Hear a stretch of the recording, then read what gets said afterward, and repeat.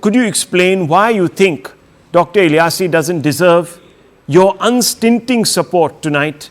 I know that he attended what the Congress deems was a BJP event, but still, I'm sure that doesn't earn him a religious injunction in a secular India. Well, Rahul, thank you for giving me the opportunity to start this panel discussion.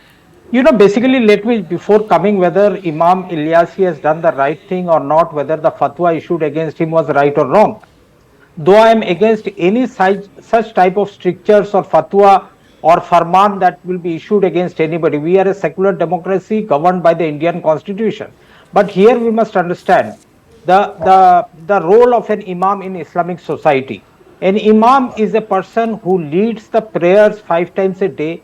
Religious sermons are to be delivered by him. His role is to lead the community in only holy duties. The moment this imam steps aside and indulges in anything other than his religious duties, he ceases to be an imam. Leave aside Mr. Ilyasi is on the panel also. I doubt if we can take the references of Imam Bukhari, who was shunned by the community for his role in canvassing for some political parties. He even did for Samajwadi Party, for the Congress Party also, or for that matter, Tipu Sultan's Masjid of Calcutta, Imam Barkati. He was kicked out from his role as an imam because he indulged very often in the role of a politician or the role that was not defined for him. Here, Mr. Ilyasi went on his own to the Ram Mandir inauguration. That was his own prerogative that he went. But this self-styled imam, I would rather take this, this jibe at him. Rather, when I say the self-styled president of the All India Imam organization, I doubt who gave him this authority to represent the Muslim community. He has gone on his own, let aside, leave aside, because कोई किसी का गुनाह करता है उसका जिम्मेदार वो खुद होता है, कोई और नहीं है. अगर मैं if I commit a crime, if I commit a sin, whether it may be a sagira guna or a kabira guna, it's up to me to face my Lord. Okay. Nobody else can issue a fatwa against me. That's what Islam is all about. Okay. And I doubt if Imam Ilyasi has done the right thing or the wrong thing in an Indian context, because we have got numerous examples like Maulana Abul Kalam Azad, who espoused the secular line all throughout. He did not go with Pakistan also because of the simple reason that Hindus and Muslims in India must live together in communal harmony. If he has gone out of his way to please the Hindu community or please the ruling powers of today, it's absolutely his own. But I doubt if he has got the support of the Imam organization or the Imams of India that he is going to such a program. Mr. Choudhury, you've made a few remarks. Let me first get in Umer Ilyasi, Dr. Ilyasi himself, to respond to you. Let's get the main persona into this.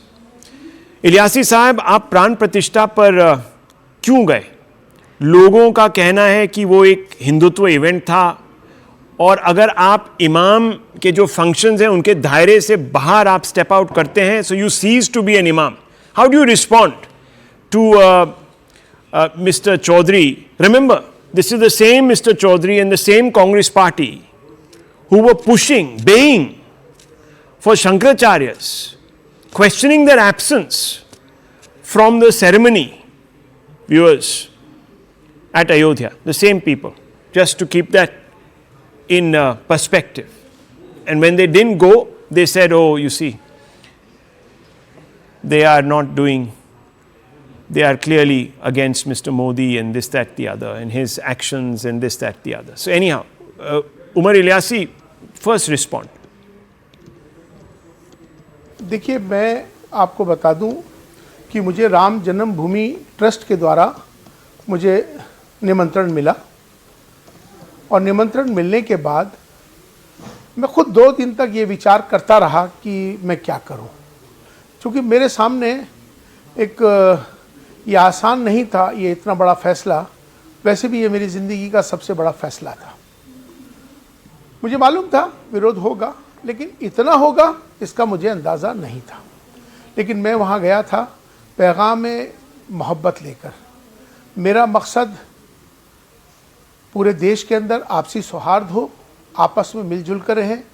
तो इसीलिए पैगाम मोहब्बत था, जिसका मैंने संदेश भी वहाँ ये दिया था कि हमारे सबकी जातियाँ ज़रूर अलग हो सकती हैं, हमारे सबके पंथ ज़रूर अलग हो सकते हैं, हमारे इबादत करने के तरीके ज़रूर अलग हो सकते हैं, हमारे सबके धर्म ज़रूर अलग हो सकते हैं, लेकिन हमारा जो सबसे बड़ा धर्म है इंसान और इंसानियत का है।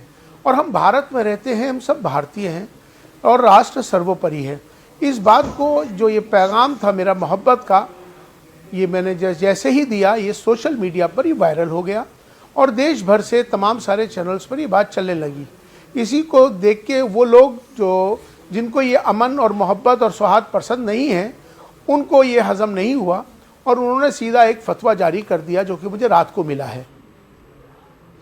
Now, viewers, this gentleman has put India, Insaniyat, Bharatiyata first.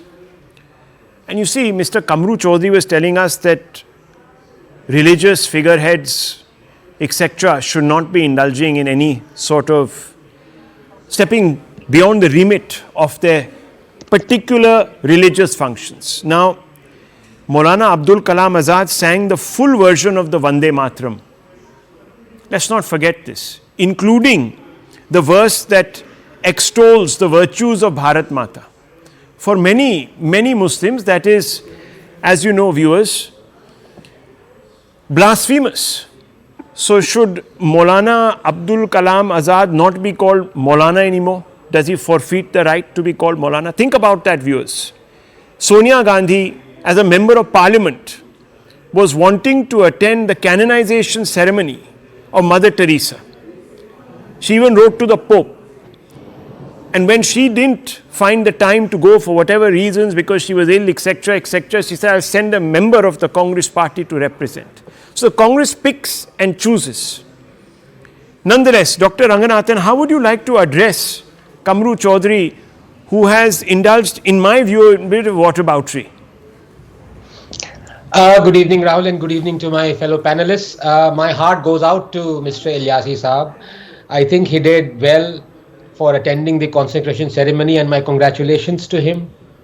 But this also has to be said that he cannot just, by virtue of not only being just one person, but also being a Muslim, he cannot change what has been consecrated for 1300 years. The essence of azan, as everyone knows, is, quote, there is no God but Allah, and no one has the right to be worshipped but Allah, 4062. And this is amplified through the loudspeaker 5 times a day, whole year round. Rahul, considering anyone else other than Allah as a deity, worshipping it, bowing before it, attending the ceremony is expressly forbidden. 17, 22, 23, 1240, 364, 555. Al-Kufr Milatun Wahida. Disbelievers are one nation. Do not forget that disbelievers are allies of one another, 873.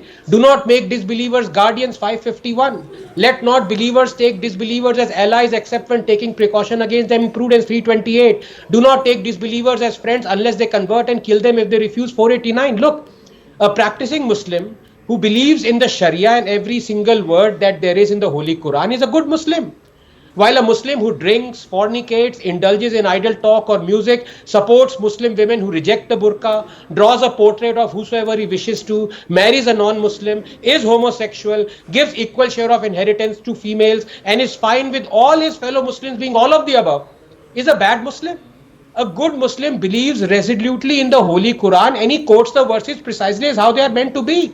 And Allah has defined just who is a good Muslim. 33, 36, 3, 132, 8, 2, 49, 15. You can't get away from that. Allah's every word is inviolable. 33, 62, 6, 115, 18, 27, 634. And every single time, Rahul, people like Kamruji, the apologies cringe at violence or retribution being proclaimed or ordered. They bring out the excuse of context or interpretation in order to hide the true meaning. In fact, it is the Muslims who are Islamophobic. That is, they fear Islam. They fear to bring out the orders of the commandments of their holy book in its entirety on Jews, Christians, polytheists, homosexuality, apostasy, heresy, branding as radicals the Muslims who are faithfully following the fundamentals. In other words, they snare the fundamentalists but spare the fundamentals. And every serious Islamic scholar has admitted to this, Rahul. And every single time the apologists cringe at violence or retribution being ordered, they bring out the excuse of context or interpretation just to hide the true meaning. This despite them knowing very well that most such decrees are open-ended and for all time, because just who is a believer or a non-believer has been explicitly defined in the Holy Book. The disbelievers of that time, polytheists, Christians, Jews, homosexuals, apostates, were seen to possess certain characteristics. And it is these characteristics that are condemned and ordered to be punished in the Holy Book. The orders are not for the non-believers of that time. They are for anyone who possesses these characteristics for all time. It is silly and specious to claim that all orders that apply to non-believers are meant for non-believers of that time, but all orders that apply to believers are meant not only for the believers of that time, but also of today's time. And finally, as for Maulana Azad, let me now quote him. Quote, be extremely hard against kafirs, but extremely kind amongst ourselves, unquote. All relationships in the world can break down.